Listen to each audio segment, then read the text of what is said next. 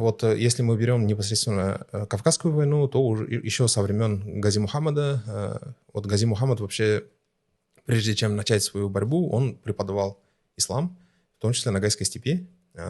Вот в современном Бабыртовском районе он в ногайских селениях преподавал вместе с имамом Шамилем, но потом, когда они услышали там о смерти отца, то они вернулись в горы и как бы там остались уже, и оттуда пошла уже борьба, и поэтому Ногаи непосредственно знали их, лично знали их, и как бы всегда были переселенцы туда, в неподвластные земли, как бы, особенно из бабуртовских Ногаев, ну и из других тоже.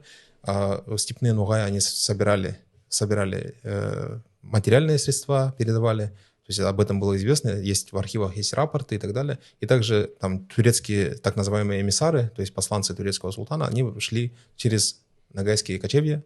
То есть это было сложно уследить на самом деле за этим, но в рапортах мы видим, что вот такие вот вещи были.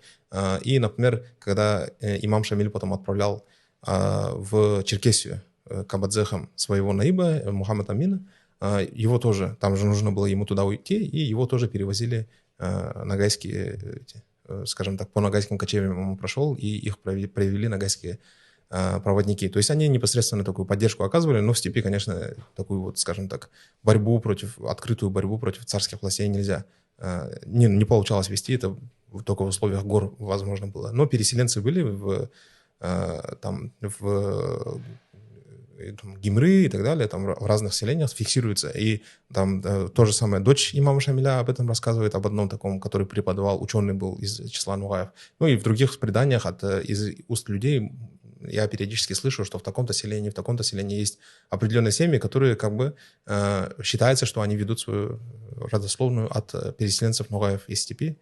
И некоторые даже сохранили какой-то свой расовый тип и так далее. Это встречается в горах, на самом деле, что такие вот похожие на Нугаев люди там встречаются. Это вот считается, что это потомки.